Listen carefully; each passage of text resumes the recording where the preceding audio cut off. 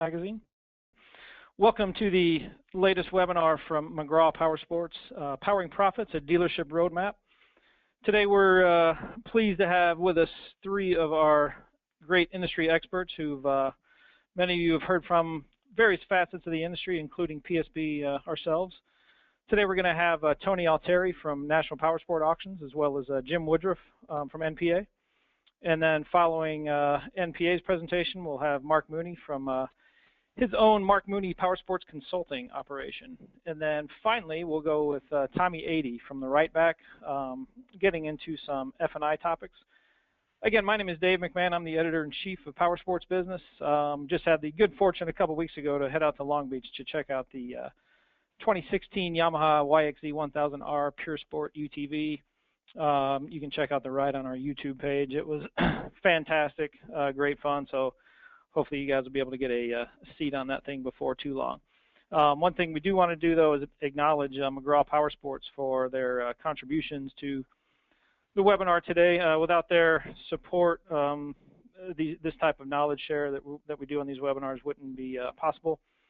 You can see Kyle Phelps there. He's their director of marketing. Got his contact information. Please reach out to them. As most of you guys know, it's their extended service contracts and the prepaid maintenance programs they offer can really do a number to elevate your F&I department. And McGraw, once again, will be sponsoring the Powering Profits track at AIM Expo. The PSB Institute at AIM Expo is October 15th and 16th down in Orlando. This is the second year in a row that they've not only sponsored that track, but they came back this year and then wanted to do a series of these webinars just to get people geared up for what they might hear, some of the topics we'll be discussing down at that Powering Profits track. So the dealer registrations are crazy high from what we hear from AIM Expo. So we're just looking forward to an exceptional year 3 of the Powersports Business Institute at AIM Expo.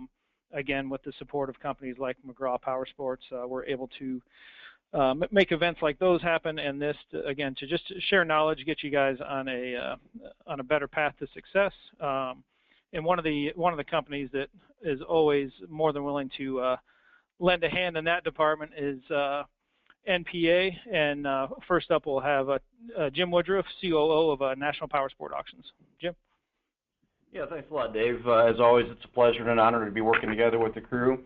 You and the folks at Powersports Business, and of course McGraw and my fellow speakers here, along with Tony, always do an outstanding job, and happy to share the latest trends and what's happening on the wholesale side with everybody.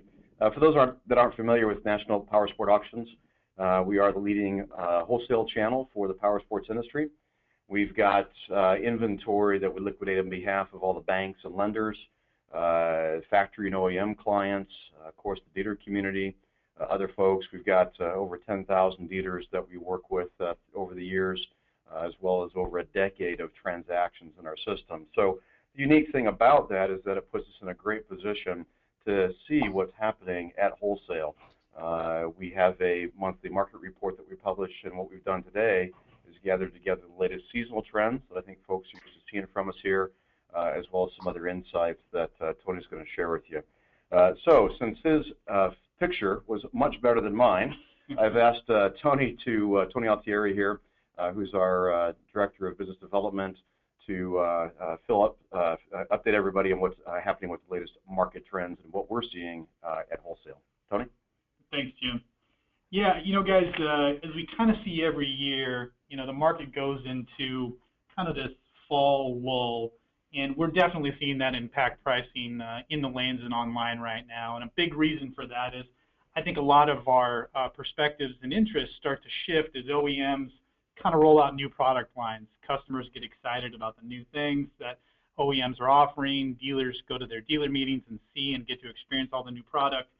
And all that shifted attention tends to draw dealers away from what's happening in our lanes, which is specifically in the pre-owned market. So when we dive into it a little bit further and look at what we've seen in the lanes, we're seeing that pricing has definitely continued to soften into August. And while new product pricing has a big impact on that, when we look specifically at certain product lines, and for instance, we've broken out kind of metric cruisers, we saw a decline that was greater than what we've seen in previous years. So looking, specifically at the Metric Cruisers, down 16% from the previous 3 months, and then looking back in 2014, off nearly 20 points. And some of that has to do with product makeup, the type of inventory that we're seeing coming through the lanes, but also it has to do with the just increased competition at the dealership level. We see product lines like Indian and Victory squarely putting their sights on Harley Davidson, but typically seeing their product compete within a dealership against the Suzuki's, Kawasaki's, and other Japanese brands. We break out into other categories, specifically, off-road product. Again, pricing continued to slide compared to the last 3 months, but is still in line with where we were last year in 2014. When we look at kind of the market as a whole, and we take a step back and look at the economy and what that, and how that impacts our industry, specifically when it's, geared towards financing. One of the big things that we're hearing from our banking and lending customers is just the increased regulation from the federal government. With the CFPB and everything that's been done in the auto space, we're starting to hear from our lenders that more and more regulation is keeping them very conservative as far as retail financing goes. Couple that with the strong economy and low default rates, and in addition to that, not only low default rates, but historic low cure rates, which means the repo guy's at your door, he's there to pick up your bike, and the customer goes current with their bank. So more and more people are staying in their product longer, which means less repossessions through our doors, which changes kind of the makeup of our overall inventory that we're offering to the dealers. And then finally, when we look specifically at our industry, we had a major announcement here in the last couple of weeks, and that's Capital One exiting the retail financing space. And so while we understand that's going to have an impact on dealers, it's going to have an impact on OEMs and an impact on the inventory that we see, we're not sure what that impact's going to be right now. All we know is there isn't a revolving partner that stepped in, and while we've had some banks approach us and express interest in what the power sports industry looks like, we're still waiting to see who's going to step in and fill that void for Capital One once they exit the space. And then lastly, from the dealership perspective, I think, typically what we hear from dealers in spring is that they're on fire, they can't get enough product in their doors, and then as kind of we creep into the summer months, riding's still strong, door strings are still good, inventory starts to reach healthy levels. And so, some of the information that we've seen from our dealers and just kind of our overall bidder and buyer perspective from what we've seen in attendance, the dealers are telling us that inventory is healthy. 60 to 90-day supplies are common for most dealers. Could they get more? Absolutely, but they're optimistically cautious when it comes to what kind of inventory they're sourcing. The graph on the right kind of shows how pricing's changed in August versus the prior 3 months. As you can see, the declines kind of across all the different levels. Some of those specifically related to the side-by-side market have more to do with the type of product that we're offering and price point, and less to do with current market conditions.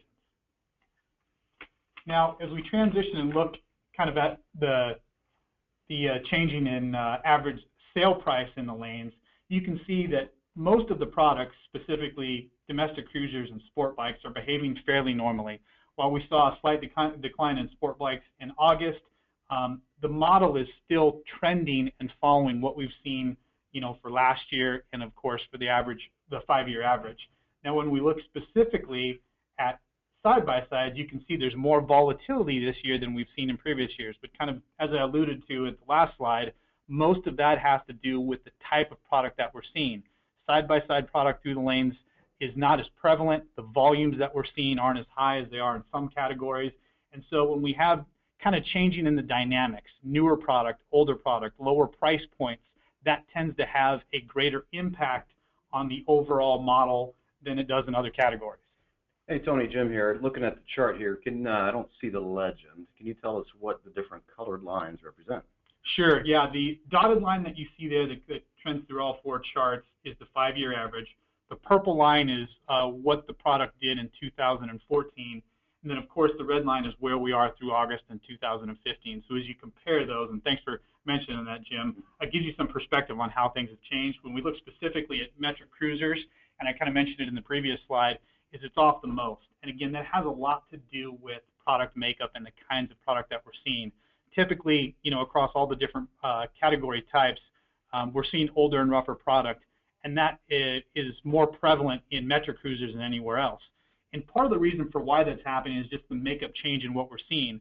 We mentioned, previously that default rates are at all-time lows, and so that means that the number of bank repossessions and bankruptcy vehicles that we're seeing through the lanes tends to be smaller than it has. So where the inventory is coming from tends to be more from dealers. Well, dealers tend to send us trade-ins, old-aged inventories, and repos, as compared to conventional thought, tend to be newer, less used products. So as the product for us changes, gets older and rougher, that's going to continue to drag down those average sale prices. Now, when we look at vehicle performance compared to NADA book, you can see that the trend lines tend to hold a little bit better. So a lot of volatility in the average sale price, but again, averaging in just what the product is, the overall condition, mileage, usage, all of those things have a much bigger impact on the sale price, whereas you can see price to book overall has tended to follow the lines of where we were in 2014. Now, we talked a little bit about it, but as you can see, this chart breaks down a couple different things. One is the dotted line is our average CR score. So you can see it's been pretty consistent over the last 4 to 5 years. We tend to see most of our vehicles in that 75 to 80 range. And so while there hasn't been a lot of volatility there, where you will see the change is in the average model year, which is in the solid gray line. In the second quarter of 2015, we saw the oldest vehicle makeup across all categories that we've ever seen before. And again, it has to go to where it comes from, where those vehicles are being sourced from. As more dealers get more involved with NPA and use this as a way to optimize their inventory, we tend to see more and more volume from those dealers. So as guys are getting more prevalent in taking trades, using pre-owned, and using the auction as a venue to optimize what they have in their dealerships, we'll see more and more scattered and variance in the types of vehicles that we're seeing. And again, typically what we've seen so far is that product that we're getting from dealerships is older and rougher. And even the repossessions that we're taking, because customers are tending to stay in product a little bit longer because of a stronger economy, we're getting older vehicles back from banks as well.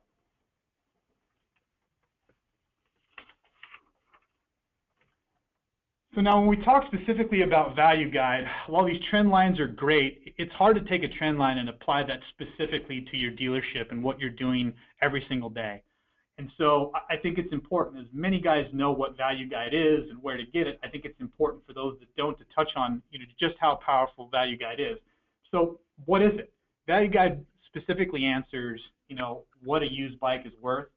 All of those data points, every single vehicle that sells through our auction lanes, whether it's online, it's bought by a guy in person, it's purchased off of eSale or through any of our dealer platforms, every single one of those transactions is factored in the value guide. All of them are updated 24/7, 365. So you get a real-time picture of what a vehicle is worth. And there's a term that's used in the industry, ACV, or actual cash value.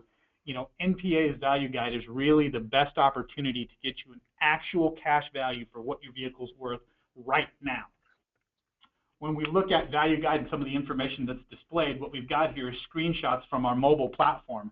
It's available obviously in desktop version, but also in your handheld. So whether you're on an iPhone, Android, or using an iPad or a tablet, value guide is something that can be accessed at any point in time. And it's a great tool for salespeople. If I'm on the floor and a customer walks in, and we'll use the example of a bike that we have pulled up here, which is a 2013 Ninja 300.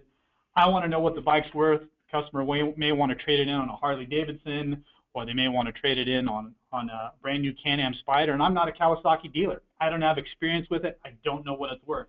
I pull the vehicle up in NPA Value Guide. I can use the VIN, year, make, and model, and I can get an accurate snapshot of what the vehicle's worth. The other thing is, when we're relating back to our trend lines, as you can see on the very far right screenshot, when we look at average score over time, when September, August, July, June, May, going backwards, you get a pretty good idea of how that pricing's changed over the last few months. The other part is it can be broken down in a number of different ways. We like the dealers to be able to slice and dice the values to be able to use it to their advantage. And so you can use vehicle condition, I mentioned time of year, but you can also look at mileage, all of the different breakdowns when looking at a vehicle to take it in on trade. And so it really gives you the power to control the transaction when dealing with a trade. And, Synchrony published a few years ago here kind of a report on consumer purchasing in power sports, said that 8 out of 10 people that are walking through a dealership's door already own a vehicle. So your availability to take a trade, your availability to put an accurate number on that is more important now than it's ever been before.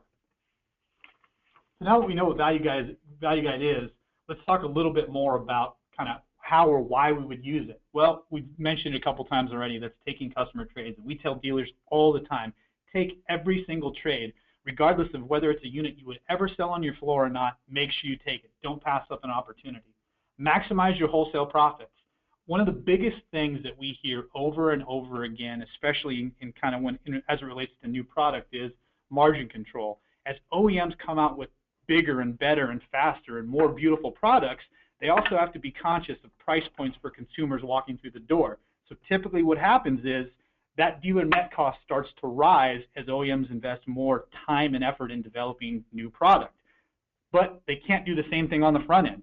So what happens is the dealer net price and the MSRP price on newer products tend to get closer and closer together. So your availability to take a trade, take it in right, and make sure that you've got some wholesale profit built into a deal really helps you sell more new vehicles as well as pre-owned vehicles. Obviously, another tool that you can use Value Guide for is evaluating your current inventory. A good practice for dealers is to take a look at what they've got on their floor from a pre-owned perspective, run Value Guide on it, find out what vehicles you're in right, what vehicles you're in upside down, see if there's an opportunity for an aged unit that you had on your floor for 60, 90, 120 days that you can take and get rid of and break out of because the wholesale pricing is in your favor. And then, of course, we talk about seasonality and how things perform. Value Guide really is a great tool for helping you understand when and what you should be purchasing. Let's say you're a Harley-Davidson dealer and you have a metric dealer up the road that's just doing a phenomenal job, and you want to take a chance in maybe purchasing some metric bikes that you have very little experience. Value Guide gives you the opportunity to see what those bikes are worth in advance of your trip down to the auction or looking to purchase some inventory off the street. Additionally, when we talk about when you should be buying and selling, those trends that we always publish, we see them every year, and they tend to track pretty accurately. And Value Guide gives you that information in your hand or on your desktop whenever you need it. When we talk about trade-ins and programs, it's more prevalent than ever, and we've even seen OEMs for the first time in the last couple of years start to adopt the fact that pre-owned isn't a bad thing because they understand that an understanding of pre-owned also means that a dealership understands how to take trades. And we go back to that number. 8 out of 10 customers walking through your door already own a vehicle. The availability for you to take a trade and get a deal done is more important now than it's ever been before. OEMs get it, dealers are doing it. Value Guide gives you the information to be able to take in a trade and do things and put basically the power in your hands. We've done a number of these webinars, and I think the big thing with Value Guide, now that we know, what it is, what it can do, how you should be using it, how do you get it, right? If I've never hopped on and used Value Guide before, you've got me sold, where can I get it? It's really easy. It's 100% free.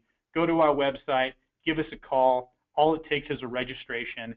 It never costs you a dime until you buy or sell a vehicle with us, and we truly believe it's the most powerful tool in power sports out there today. So don't hesitate. If you guys have questions about any of the material that we've covered today, whether it relates to Value Guide or any of the seasonal trends, please don't hesitate to give us a call, reach out. We're more than happy to put you in touch with our sales team or our marketing team that can give you some more information here, not only on Value Guide, but also get you some information if you're looking for seasonal or market data. I think that's it. Jim, anything from your perspective that we might have missed? No, great job, Tony. Good overview, and certainly, Dave, I'm sure that if people have questions, that you'll pass those along to us either now or at the end, however you would like to handle it. We're always happy to answer any questions that people have. Yeah, that brings up a good point. Attendees, make sure you hit that the question prompt on the GoToWebinar control panel there if you have some questions that as you're listening to the guys. We'll kind of tackle them right after they're done, so we kind of get it all wrapped up in one. The first one is NPA guide, how does it apply to Canadian dealers? What level or accuracy? I'll go ahead and answer that one, Tony. Great question. The values are represented in U.S. dollars, so that's the first thing that's important. Secondly, value guide is based upon actual wholesale transactions at our locations throughout the country.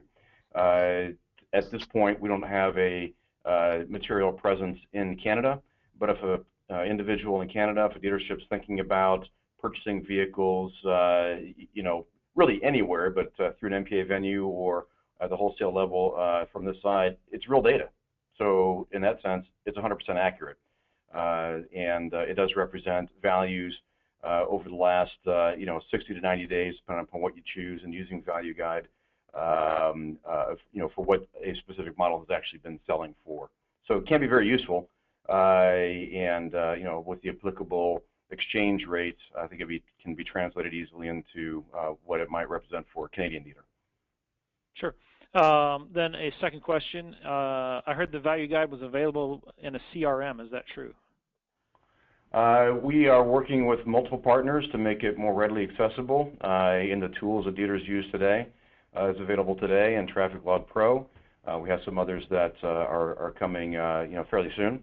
But certainly if a dealer is interested in having it accessible in the CRM of his choice, then just contact us, work with that CRM provider. It may be something that's right around the corner. Awesome. Perfect. And yeah, guys, if you come up with other questions here throughout the course of the webinar, just again, make sure to type them into that questions block, and we'll be glad to get them answered for you. Again, Tony and Jim from NPA, once again, appreciate the insight and most importantly, the intelligence share. This is obviously data that you guys are receiving exclusively here on the webinar, not to be found anywhere else. And it's the one reason why we like to get NPA on, because it is they're definitely a tool to help you grow your business. So it's funny, I was out at that Yamaha YXZ 1000R Sport side-by-side launch, and as most of you dealers are aware, I'll bend your ear talking about just about anything, and sure enough, we brought up pre-owned, and it was amazing. This is a highly select group of Yamaha dealers, and it was a very high percentage of folks who were very familiar with NPA and how their partnership has benefited them. So again, Tony, Jim, appreciate it, and we'll be moving on here to our next presenter is Mark Mooney. And Mark has done everything you guys have done and seen everything you guys have seen as a dealership owner. And his blog on our website is one of the most highly read ones we've come up with. Last year at the Powersports Business Institute, his seminars were out the roof with the reviews, and so highly rated that we decided to bring him back for more this year. So again, if you like what you're seeing and hearing from Mark today, be sure to get down to the Powersports Business Institute down in Orlando. And with that, I'll hand this off to Mark. And Mark, you should be good if you just click on that first page. There you go. Okay, I have done that. Hi. Hey, let me go back to the beginning.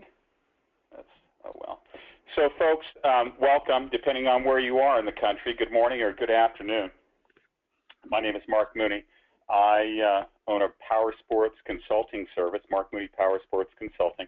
I work with individual dealers throughout the United States, and I work with the OEMs. At AIM this year, I'm going to be talking about how all your departments should reinforce each other. Each department should strengthen the other. It should build business daily, help each department build business daily, weekly, and help build future business.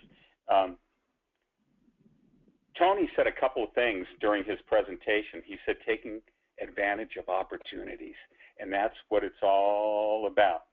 So companies don't help customers, right? You can have all the processes and procedures that you want. Okay. Oh, there we go. People. Hey, Dave? Yeah.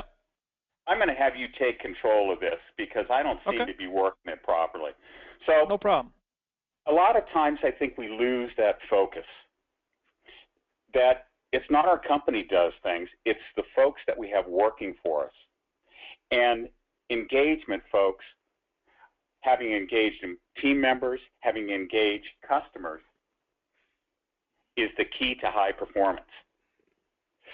You know, in front of you right now, you're seeing something. Do what you do so well that your customers will want to come back and bring their friends. Those that have been in my seminars and in my classes might have heard this story, so I'm going to give it a little abridged version of it, but this is important. Again, I owned a dealership for many years, and a lot of what happens to you all daily, it's happened to me. And so because of where I am up in the mountains, it was not unusual for me to pick things up for folks and take them in the morning. And one morning I was picking up a unit from a friend and a neighbor, and the day before that was kick the dealer principal in the derriere all day, and I wasn't feeling real good. And I got over to Joanna's house and was picking up her unit to take to my service department, and I go, you know, Joanna, I really strive to do things well. I want to make sure my team members do things well, and I don't feel that we do all the time. But your family's business has been off the charts for years. Why? Tell me. Give me some insight so I can do things better. And Joanna, you know, talked about how her father her and her siblings, you know, talked about always doing things to the best of your ability. And their grandfather used to say the same thing. Do everything the best you can do. And her grandfather was so in tune to making sure that his clients were happy and as well as his team members, right? Because you have to have both. That he built his office, one of them, where he could see people coming and going. He could see his customers coming, and if he figured if they were smiling, things were good. If his team members were smiling, things were good. If they were not, he could see. Now, Joanna's grandfather was a gentleman by the name of Walt Disney. And I don't think there is anybody or any company that has done it better than they have, because that's their mantra. Do what you do so well that your customers will want to come back and bring their friends. Slide, Dave.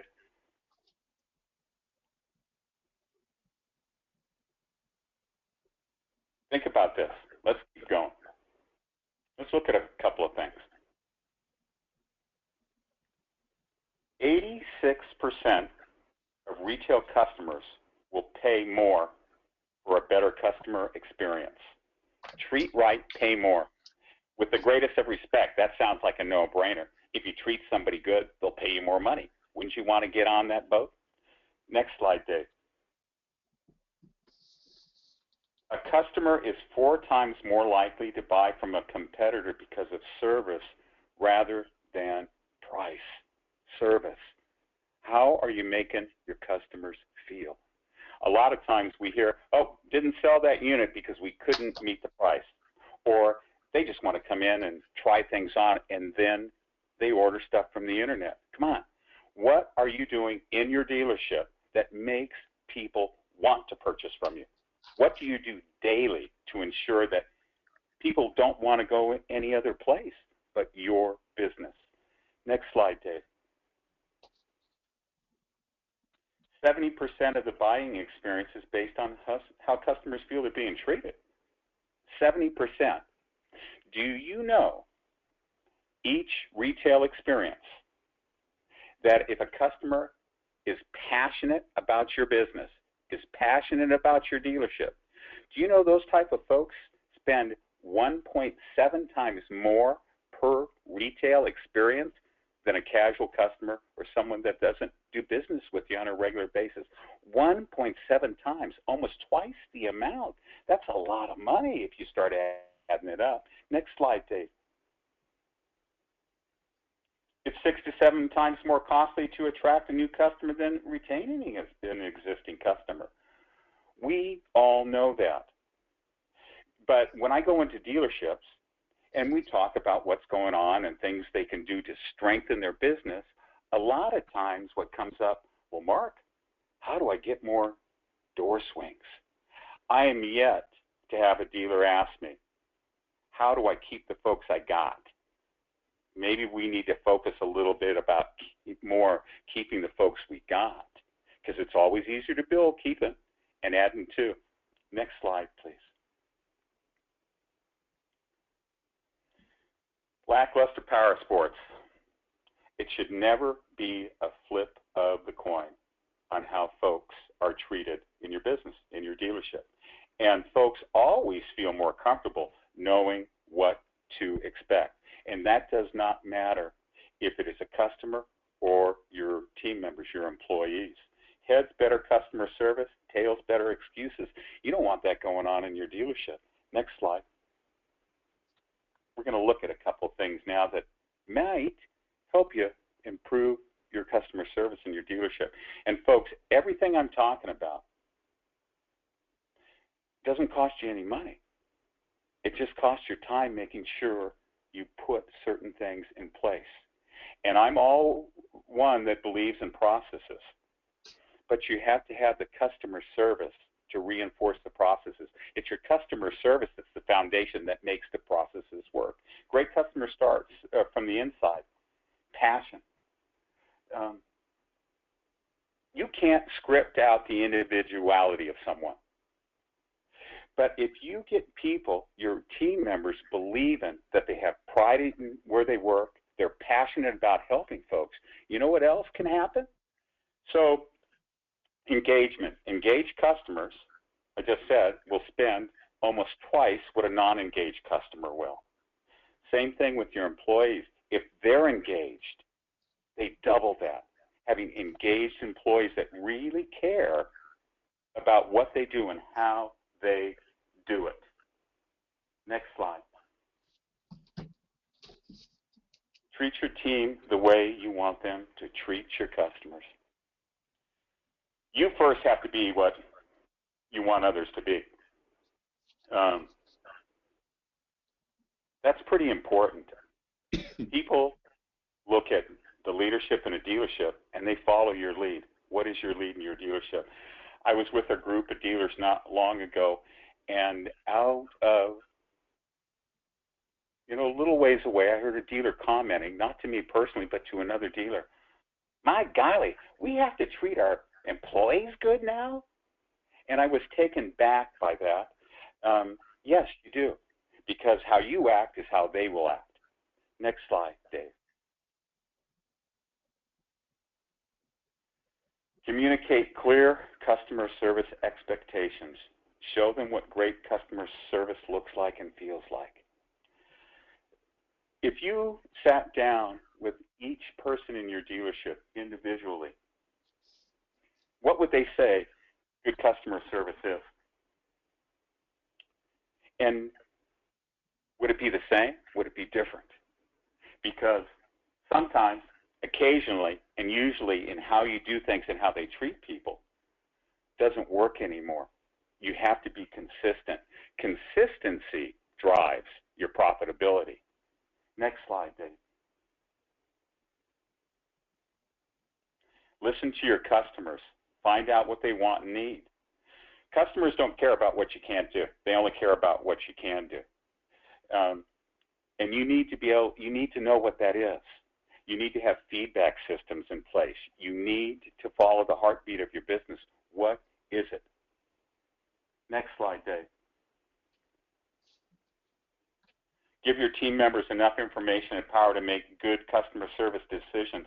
All this stuff starts at the top with the leadership in a dealership. Think about this.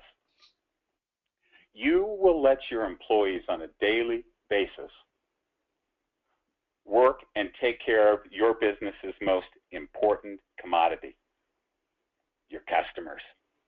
But you don't trust them to make decisions when those decisions need to be made. Nobody wants to keep coming back and forth in any business to get an issue handled. Come up with guidelines. Give your folks the power to make those decisions. Yes, people make mistakes at times, but you will improve your service if somebody can take care of something now instead of waiting until this manager or this person gets back to the dealership. Next slide. Set customer service goals. Recognize and reward your team's performance. Engagement, making your team feel that they're important. I was at a dealership not too long ago, and we were talking about things like this, and what they decided to come up with was a trip. They're going to give their top employee of the year, and I'm going to tell you how they're going to do this, a trip to Hawaii for two, all expenses paid. Might cost them a little money, but what they're going to get is going to far surpass it, because it's going to be based on what employee gets the most kudos from clients during the course of a year. Quality needs to be created. It can't be controlled. And this is a way that they're starting to do this. They're going to reward somebody for being the best. Just think about having all your folks striving to do this. I'll go into dealerships and everybody says, oh, if I only had one more rock star, things would be good, or I need a rock star for this department. Create them. Quality is created. Next slide, Dave. Regard customer service as an expertise. This is your foundation. We put folks in different positions to do different things. What if you had somebody that was in charge of your customer service and making sure everybody was on the same page and creating the experience of a lifetime in your dealership? It starts at the top, though. You got to do it. Next slide. Same language. Have a common process. This is where the processes, come in place. You got to have processes. There are procedures, but you don't want somebody to necessarily follow them line for line. It's certain actions in those processes are followed. But this is something to sit down with your entire team and say, these are the things we need to do. And here's something that's important when you're telling them those things that we need to do. Define the outcomes. Tell them what will happen if you do certain things. Like if you ask for the sale more times, you're going to get more retails and you're going to make more money. Whatever it is, define the outcomes in all your departments with your employees. Tell them what happens when they do certain things. Next slide, Dave. Communicate your ethics and principles to your team. If you sat down, again, with each of your employees on a separate basis, would they tell you the same thing? Or would everybody be all over the place? Your folks should know what your ethics are and your principles. Trust. The more your folks trust you, I guarantee the more your customers would trust you as well. Next slide, please. Staffing. Do your customers know that if they go in, that there's adequate staffing to help them? Or do they say, oh, I can't go in now. They never have enough people to take care of us. I know we downsized at one time in our industry, and there's dealerships out there that haven't brought their employee levels up to perhaps where they need to be. And something I'm going to talk about, AIM, is your gross profit per team member being generated. And this can help tell you if you need more folks or maybe you need less folks or if they're doing a real good job. But have the type of staffing that you need to deliver the type of service that people expect and want, that make them prideful, your customers, about doing business with you. Next slide, please. Make it easy for team members and customers to voice their concerns. If you listen to your team members, they're going to be listening to your customers. You want to know what's going on in your business. Make it easy to hear that because you can't fix what you don't know about. Next slide, Dave. When in doubt, overpromise, or underpromise and overdeliver. That's what it's all about, right? And you should always know what type of service that you're delivering. Do you have anything set up in your dealership that service calls for customers and said, how did we do? Sales department calls. It's not all about CSI scores, let me tell you. There's a lot more to it than that. Next slide, Dave.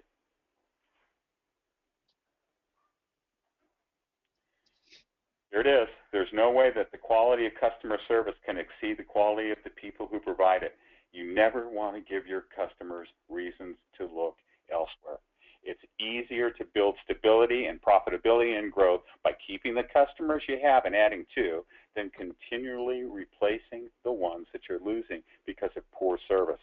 And again, processes are great, but you got to have the service that reinforces the processes, and it always starts at the top. Next slide. And what's the payoff? Here we go. Next slide, Dave. Improve customer loyalty. If you have customers that emotionally are tied to your business, they're not going to go anyplace. And that's the type of customers that you want. And remember, they'll spend more money on a purchase, higher margins and reduced costs. 1.7, 1.7, 3.4 times more per retail experience if you have engagement by both your customers and your employees. Reduce costs. The more something stays around, the higher it's, the more it's costing you. You get much better inventory turns, huh? Long-lasting, stable growth. All this stuff gives you increased profitability. It's all stuff that doesn't cost you money to do. You just got to make sure it happens. Stable growth, again, it's easier to keep building your business by keeping those customers and adding to than having to continually replace folks that you're losing. Staff retention and morale. If you're keeping those customers and you think about what it costs to attract a new customer, the same thing with your staff. What does it cost to train them and give them the ability to do the job the way that you want them to do it? Next slide, Dave. Competitiveness, improve competitiveness. We are in a price-sensitive business, but your customer service is one place that you can really stand out. Improve sales in all departments. Again, think about engaged customers spending more and engaged employees selling more, attracting more new customers. Word of mouth is a powerful tool. If people know that you're good, they're going to come to you because folks want to do business with the best and increase business value. There was a study done by a company called Bain Capital, and what they came up with is that a 10% increase in retained customers, passionate customers, right? They're going to spend more, can increase your business value almost 30%. 30%.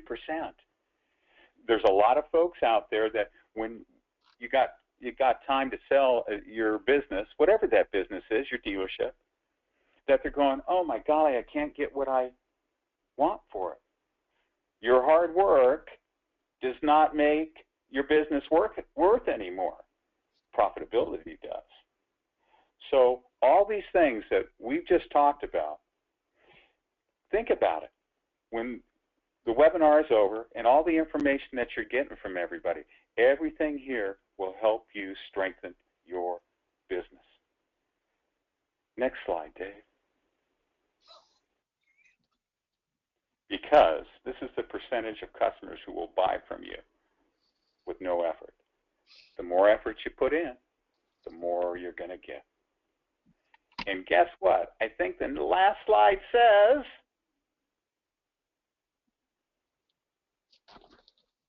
the end. If I can be of any assistance, please reach out. I'm always available. I'll get back to you promptly. And we all succeed together. It's the sum of the parts, not the sum of the one. Thanks for your time. I really, really appreciate it. Excellent, Mark. Once again, some valuable information to share. I think I picked out about 4 or 5 different topics that Mark brought up that We as a staff here at Power Sports Business have been working on stories related to customer service and staffing and the cost of hiring new employees and such. And so this stuff all kind of comes full circle here at the webinar again in the magazine. And then be sure to catch Mark's seminars down at the Power Sports Business Institute at AIM Expo in Orlando, October 15 and 16. AIMExpoUSA.com is where you can go register for that. If you haven't done so yet, you want to make sure that happens.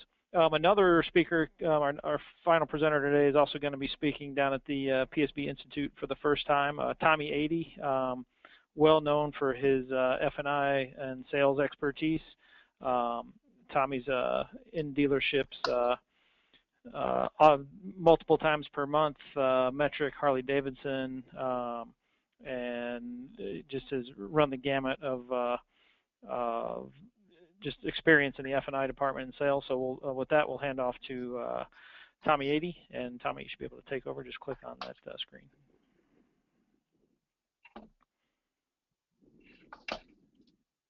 Okay, hi guys there. Wanted to make sure my cursor's working. Hey, this is going to tie into a little bit of what Mark just talked about, and something to keep in mind as we're talking about this. 86% will pay more for a better experience. So that's a great stat, and it's the absolute truth. Same thing that we found. And but how are you going to get that experience? What are you going to do? What are you going to offer those people? But so to begin with, I'm Tommy 80, and first I want to thank Power Sports Business and McGraw Insurance here for letting me share with you what some of the superstar F&I managers out there are doing. But before I get started, I'd probably better tell you why this matters. So I don't know a dealer out there that will tell you otherwise, but their expenses go up every single year. An F&I manager's expenses, the manager, their expenses are going up every year. And I'm talking about their personal expenses. You know, they buy a new truck, motorcycle, house, all that. My expenses are going up every year. Guess what doesn't, though? Gross profit on average. Gross is staying pretty steady, but dealers have been able to keep less and less of it over the years. And then there's the F&I department. The average dealerships continue making less and less money when it comes to selling and F&I. So this means that dealerships need to figure out how to make more money while those expenses keep going up. And that's the experience. How do you come up with a better experience? Now, I'd better let you in on a few of their deal averages, though. First, you've got the Metric dealers. And then you've got the Harley guys. They've both got different deal averages, obviously, but they've both got top guns. And when I'm talking top guns, I'm not talking about a few stores. I was always taught that in order to accurately measure something, you've got to have at least 100 people doing it, or the data is not accurate. Actually, the first one to teach me that was my dad. Well, we're way over that. So we've got the data, it's accurate. The other thing they've got in common is just because they're doing double the national average doesn't mean they're sitting in the Taj Mahal dealerships. It doesn't take money to make money in an F&I office. You've got the inventory, it's free inventory. It just takes a person that wants the money, that puts the right process in place and won't settle for mediocrity in their department. And one other thing, no cherry picking. When you're figuring these deal averages, we don't exclude certain deals because they were friends of the dealer or it was an internet deal. We don't exclude those. You start excluding deals and guess what happens? Your deal average goes up, but it's not accurate, so you're just kidding yourself. We measure everything that we do, so we know the averages, and this information is from that we're going over today is from Metric stores with a minimum deal average of $800 over a 90-day period. That's just in the F&I office, and that's profit. So we'll move on to the average customer. Nearly 100% of buyers are taking a look at the internet before they buy something now. And that's pretty much everyone, right? There's different studies out there that say 89%, 92%. Well, I know everybody's looking at the internet before they buy something. My 90-year-old grandparents even get on the internet when they're going to buy something. So I personally don't know anyone that doesn't, but I guess there's some hermits out there somewhere staying off the web. But research also shows that anyone shopping for a bike gets on the internet, right? And I'm going somewhere with this. Then after they've chosen the right bike, they call your salesperson to make sure you've got it. and what that out the door price is. I hate that term. So they either find a good salesperson or they find the lowest price. Then they see your OEM banner ads about low interest rate, 0% interest. So then they scoot on over to their local bank or their credit union to find out what they've got. But what are the local lenders doing for advertising? Typically nothing. They've got a website with some basic information, but nothing incredible. So what's the buyer have to do now? That's right. Pick up the phone and call the banker. How's the banker get paid? Loaning money and selling protection products. Surprise, to your customers. So your customer calls up their banker and the banker says, just fill out my credit app online or come in, we'll do it together. The buyer does it. Now he's got $20,000 to spend, but he's going to walk into your store and tell your salesperson he's got cash. Bull. He got a loan. Your salesperson doesn't care. He's happy. He got a sale. He's done. So while you're sitting in your office knowing that you've got another cash customer as an F&I manager that's not going to buy anything from you, that's what happens. Go over to page, yeah, got page 2 here. So we got together with the top performers out there and we figured out how to get these buyers to quit doing this. But only 3% of dealerships are doing this, and guess how many dealerships are consistently doing more than double the national average in F&I? Yeah, it's pretty easy math, 3%. That's because of the old saying, you don't know what you don't know. And most dealers don't know how to sell F&I over the internet or the telephone. So now before anyone was able to improve, we figured out what closing techniques managers were using that buyers didn't like. And it wasn't just the managers that were to blame, but it was also the salespeople that were trying to help the managers out. There's a lot of pre-exposure out there. And you know where salespeople are trying to help the manager out by asking questions like, what rate are they giving you? Customer says, well, 2.9. It doesn't matter what the customer says, and the salesperson says, well, we've got 0%. Stuff like that. That's old school. And old school doesn't work anymore. Then the F&I manager says, well, I can beat that rate. Well, it's too late. The customer doesn't care. You're done. So then we get the buyer into our office, and over half won't buy anything, so we get out this form now. We're going to shame them to death. It's been in the news lately. Some of the airlines do it with their mobile apps.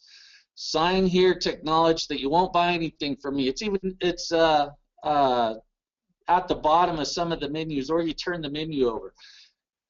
With the airlines, do you know you're sitting in a substandard section of seating on this plane with inadequate legroom? What? Shaming doesn't work. The superstars know that too. That's another thing that we're not doing, is shaming the customers if they're not going to buy something from us. We figure out a different way to close them. They need these products that we have. So we know people are short on time. When an F&I manager goes out and interviews a customer, you know, some of us have been taught that, to go do a customer interview. Those buyers know what's going on. They've heard about us. They know that we're salespeople, F&I managers, salespeople. They know. We're going to go out there and try to sell them some protection products by asking them, how many miles do you drive every year? Are you going to park this in a garage, or are you going to park it out in the open? They know that they're being prepped to get sold. So your buyers are ready for you, but managers don't know any different. You go to an F&I school today, and they're teaching the exact same things they were teaching 20 years ago. Nothing's changed. How do I know? I'm 45. I was in those F&I schools. Same thing. But buyers have changed. They're educated with the internet and smartphones. So I know that you're getting anxious to find out what it is that you need to do. So here we go. You need a modern process. Most stores don't have a process. You show up to the AIM Expo because hopefully a lot of you are going to the AIM Expo and you're going to leave with a process. We will have a process. You're going to leave with the best performing process for F&I that there is. Trust me, it works. So next, you need some technology. But I know you've already got that. Everybody's got the technology, but you need to learn how it works, how to use it, and what to say. Form letters don't work. Emails that make you sound human do work, but they only work when you pick up the phone at the same time. So So more of that in a bit, and I'm going to show you how to do that. Then platforms. McGraw, they've got an easy platform to use. Now, I'm not trying to plug these guys, but you've got to have something like DealerTrack. Then you've got to get some relationships going. Just because you're sitting in that little box doesn't mean you don't have to talk to people. You've got to get up out of your chair. You've got to be on a first name basis with your lenders, and then your salespeople need to be treated like royalty. A lot of this stuff doesn't happen anymore or as often as it should, because without your salespeople, you're nothing. 4, sold on your product. Got to be sold on your product. Got to know your product. There's been a lot of fly-by-night companies in the past out there with protection plans. They don't work. You've got to actually read your product agreements, know what they cover. 5, confidence. That's a tough one. How do you get that if you keep going to the old school for trading? You don't. You learn the same things every time. Go back to the store, try it a couple of times, it doesn't work, and you're done. 6, urgency. If they don't buy it now, they're not coming back to buy it later on. These products aren't for you. They're for the buyers. You need to close them on these. The buyers need them. You know that, and you need to believe that. Take any dealer that sells side-by-sides, for example. You're dealing with broken axles, differential shocks, electrical issues. Why do they break? Everything man makes breaks. 7, speed. Guy out there, world famous F&I trainer George Angus, he was talking about speed recently and how you can compare it to grocery shopping. You get off work, you go into the grocery store, take an hour or so getting groceries, right? Then it's time to check out. You choose the shortest line at the register. Do you want the cashier to try building a rapport with you? Have a little chit chat about their hobbies and their family? No. You're done. You want out. It's the same thing in a dealership. They spend an hour or so picking a bike out, a couple hours maybe negotiating, going over payments, getting approved for some credit. Now they can't wait to get out. Now you're going to come out, interview them, build rapport, try selling them something, and then you wonder why they won't buy. They want speed. They're done. 8, to be a superstar manager, you've got to want the money. To me, you're in the most lucrative position in the dealership, F&I. You need to want that money. Struggling in F&I. Most people have yesterday's menu. They're typically like a 4-column that came out in the 90s, and they haven't changed. Old training is better than no training.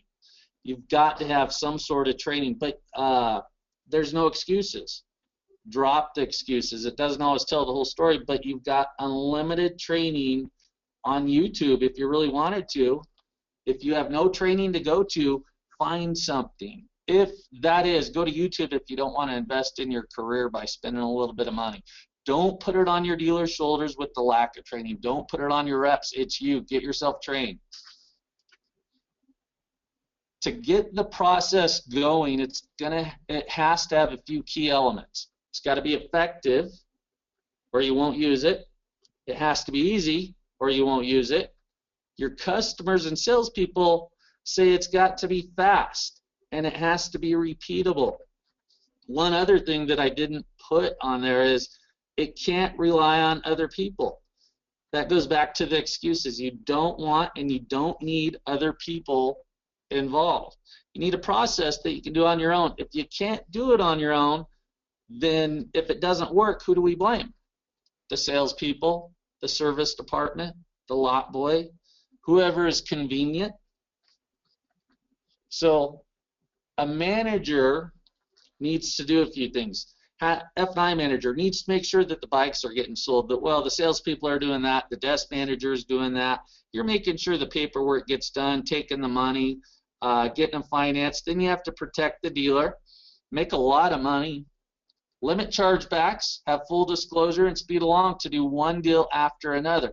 Now, the top producers out there are able to do a consistent, this is going to vary per store, so it doesn't matter what you're doing, but the top producers are still producing a lot of income at 60 to 120 deals per month while maintaining their averages. So now it's time to sell.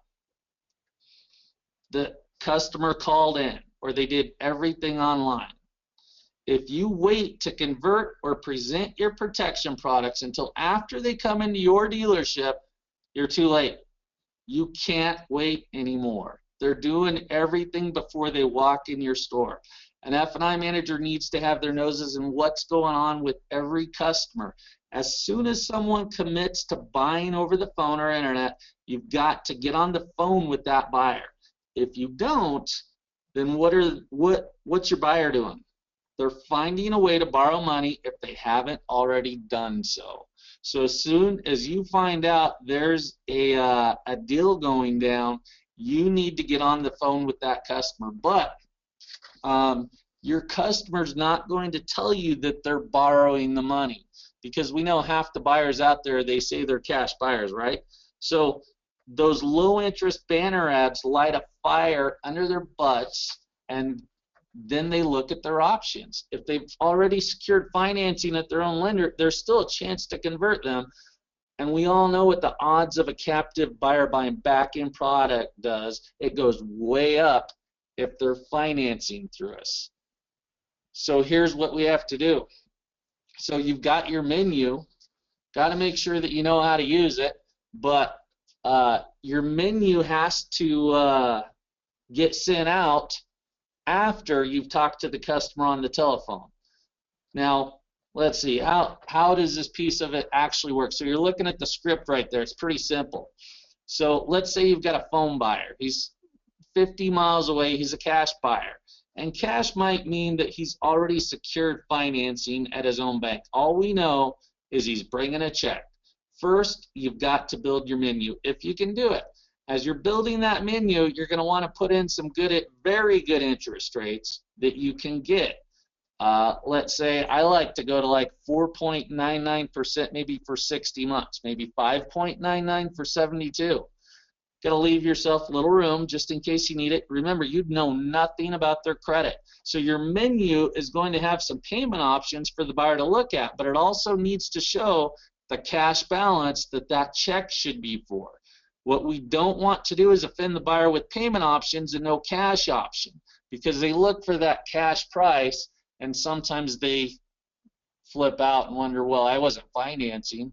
Where's the cash balance? Because they know numbers change, so we've got to show them the numbers. Remember the full disclosure. So some people are very proud of their money at times. So now that you've got your menu ready to email the buyer, you're going to need to email this to them. You call the buyer up, introduce yourself just like in the script, read the script.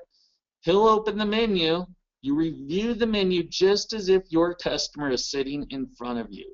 Next, they look at the wonderful interest rates that you've got because you put them in there, and they can see them, and the payment options, and then they'll start asking you questions.